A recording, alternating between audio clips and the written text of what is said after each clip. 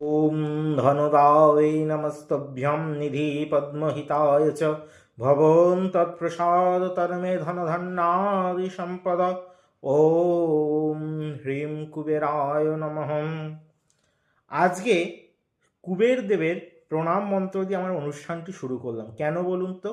আজকে যে রাশিটিকে নিয়ে বা লগ্নটিকে নিয়ে আমার আলোচনা, সেটির অধিপতি কিন্তু হচ্ছেন শুক্র, অর্থাৎ তুলা রাশি। এবং তুলা রাশি হচ্ছে বায়ুতত্ত্বের রাশি। এবং এই রাশি লগ্ন যে সমস্ত জাতক বা জাতিকার, তাদের যে কি ঘটতে চলেছে এই 2026-এ এবং তারা কিভাবে নিজেদেরকে সচেতন করে রাখবেন, সেই নিয়ে কিন্তু আজকের অনুষ্ঠানটি।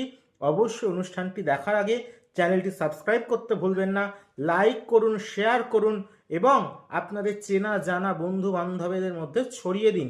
কারণ শ্রী অরিজিতের প্রোগ্রাম মানে কিন্তু নতুন কিছু জানা, নতুন অনেক কিছু শেখা। সুতরাং আর যারা যারা চাইছেন সঠিক জ্যোতিষ পরামর্শ পেতে এবং বহু সমস্যায় ডুবে আছেন, জ্যোতিষের প্রতি একটা আস্থা বিশ্বাস হারিয়ে ফেলেছেন, তাদের জন্য প্রত্যেকটি মঙ্গলবার আমি কিন্তু থাকি শেওড়াফুলি চেম্বার, প্রত্যেকটি শুক্রবার আমি কিন্তু থাকি গড়িয়াহাট চেম্বার, এবং বাকি অন্যান্য দিন অবশ্যই আমাকে অনলাইন পাবেন।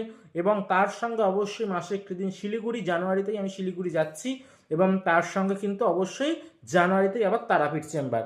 অবশ্যই তার জন্য এখন থেকেই বুকিং করতে শুরু করুন।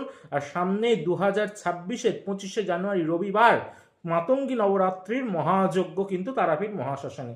সেই জন্য অবশ্যই কিন্তু এখন থেকে বুকিং নেওয়া স্টার্ট হয়েছে, কারণ সীমিত সংখ্যক সিট আমরা বুকিং নেব। সুতরাং অবশ্যই কিন্তু, কারণ প্রত্যেকটি নামের যে জপ মন্ত্র পুনশ্চরণ, সেই জন্যেই কিন্তু মানুষ ফল পায়। অবশ্যই এখন থেকে বুকিং করুন। আজকে যে প্রথম নক্ষত্রটিকে নিয়ে বলবো, সেইটি নক্ষত্রটি হচ্ছে চিত্রা। চিত্রা নক্ষত্র হচ্ছে মঙ্গলের নক্ষত্র। এই মঙ্গলের নক্ষত্র হওয়ার জন্য কিন্তু এই 2026-এ তাদের মধ্যে রাগ জেদ বৃদ্ধি পাবে এবং তাদের শরীরে কিন্তু একটা ব্যথা বেদনা বা অ্যাক্সিডেন্ট হঠাৎ করে ঘটে যেতে পারে। অবশ্যই প্রতি হনুমান চালিসা পাঠ করুন। এবং তার সঙ্গে কিন্তু তারপরের যে নক্ষত্রটি, সেটি হচ্ছে স্বাতী। স্বাতী নক্ষত্রের জাতক বা জাতিকা, এটা রাহুর নক্ষত্র। সুতরাং শুক্রের সঙ্গে রাহুর কিন্তু মিত্র সম্পর্ক।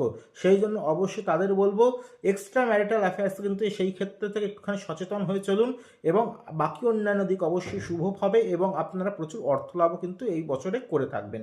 এবং আরেকটি নক্ষত্র হচ্ছে বিশাখা। বিশাখা বৃহস্পতির নক্ষত্র।